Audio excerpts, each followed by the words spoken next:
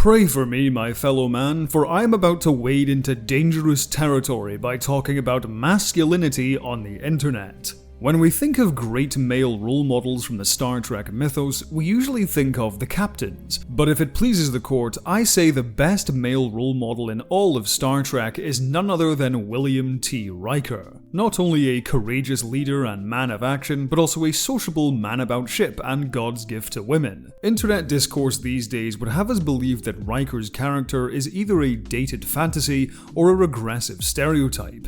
But rewatching TNG, you'll see that Riker's character doesn't feel remotely dated.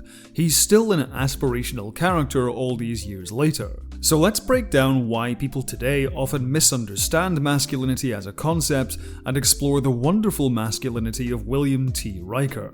But if, after this video, you find yourself wanting to re-watch Star Trek Next Generation but it isn't available in your region, today's sponsor ExpressVPN can help. You may not realize this, but your private data is constantly being snooped on every time you use the internet, whether that be by hackers or data brokers looking to sell your personal information. ExpressVPN protects your data by encrypting and rerouting it through their secure servers. This ensures that your browsing activity stays private and out of the hands of nosy third parties. ExpressVPN also lets you access geo-restricted content.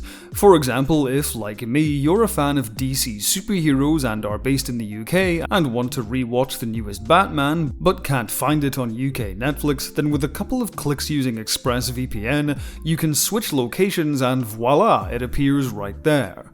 There are a ton of other reasons ExpressVPN has been named the best VPN service available, such as faster speeds, 24/7 customer support, the ability to connect up to 8 devices, built-in password manager, dedicated IP, and much more. To get ExpressVPN, scan the QR code on screen or click the link expressvpn.com/Rowan in the description to get 4 months completely free. Don't wait to secure your privacy. Grab ExpressVPN now, and when you've finished getting set up, come back and finish the video. All good? Let's move on.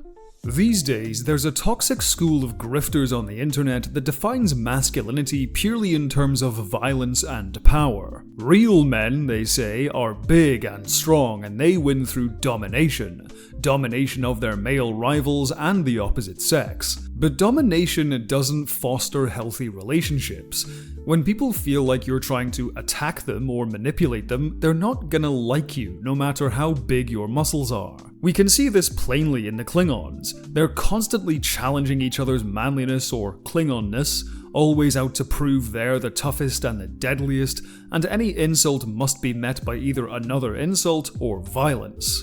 Riker is a man of action when he needs to be, but he's also a sociable man about town, or man about ship in his case. He's socially successful not because he's the biggest, strongest, and most dominant, but because he's a positive presence who people like being around. Riker has an infectiously upbeat attitude and takes any opportunity to inject some humor into stuffy Starfleet proceedings.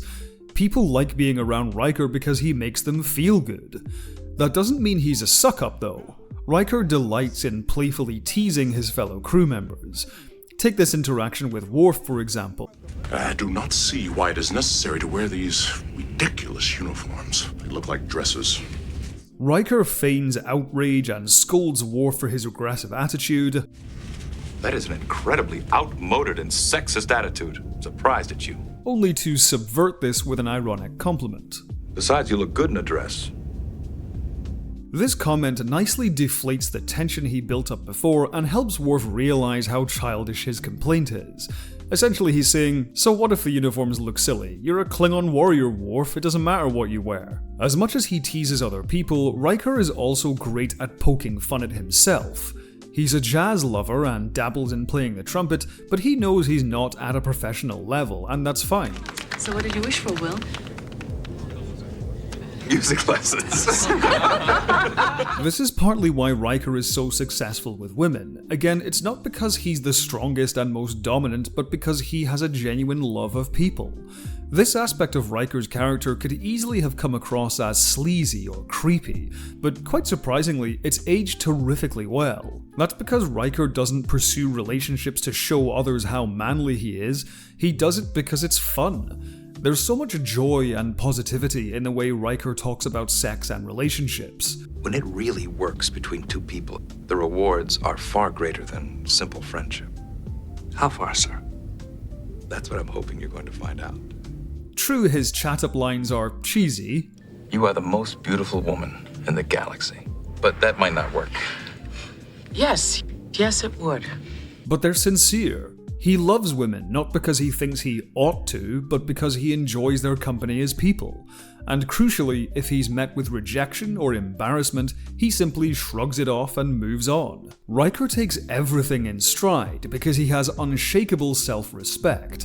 He doesn't need the approval of others. This makes him extremely socially adept. He knows how to read the room and play to people's expectations. Take the episode A Matter of Honor. He doesn't need the Klingons to approve of him, but he plays into their culture for the sake of the mission. Riker's ego is as far away from fragile as one can get. Take this scene from the episode The Price. Ral tries to get under Riker's skin, mocking his performance in the negotiation, his position as first officer, and how, in Ral's view, Riker lost Deanna Troi to him. And I'm going to take her too. A weaker man would let this get to him, either throwing a tantrum or trying to one-up their competitor. But Riker simply shoots him that signature smile and refuses to take the bait. Riker knows he doesn't own Deanna Troi like a possession, and rather than arguing over who is man enough to win her, Riker completely turns the tables by rejecting Ral's framing and asking if Ral is good enough for Deanna. And this is a key component to proper masculinity. Rejecting the expectations others place upon you and instead holding yourself to your standards. We see this at play in the Best of Both Worlds. Multiple characters tell Riker that he's standing still, that he should have his own command by now, and that he's wasting his opportunities. Riker is self-aware enough to consider their words and reflect, but ultimately he concludes that it's none of their business. With all due respect, Commander, sir, my career plans are my own business and no one else's. Even though Riker might have ended up being the longest-serving first officer in Starfleet history, setting his own pace for his career pays off in the end. Post-Nemesis, Riker not only has his own ship, but a loving wife and family. That's something Kirk and Picard can't say. Despite all they've accomplished, they're lonely characters, who sacrificed most of their relationships for their careers. Riker, on the other hand, gets to have it all. That's why William Riker is such a positive example of masculinity. There's no trade-off with his character. He's ambitious and driven, but also social and well-liked. He's a courageous man of action, but he's also reflective and in touch with his emotions. He doesn't win power and respect through domination and violence, but through infectious positivity and a genuine love of people. Riker's example shows us that masculinity isn't about what society expects us to be, but rather what we choose to be. Someone once said, "Don't try to be a great man, just be a man, and let history make its own judgments." Thank you for watching. If you liked this video and want to see more, subscribe to the channel and hit the bell icon to stay up to date on future uploads. On my Patreon, you can see videos early and ad-free. The link is in the description. Thank you to all of my patrons and members, with an ultra thanks to LaBelle Games, Tim Spot, Eamon Kelly, Michael Hardy, County Arc, Mike Halsey, Olivia Computer, Bano, Jaron Walker, Tom, Director Kate, Patrick Fleming, Matthew Camille, Lilac Yane, Ed Mark Starr, Extreme Streamers, Howard Craig Kervik, and AS Caging 101. Thank you once again for watching, and until next time, have a good one.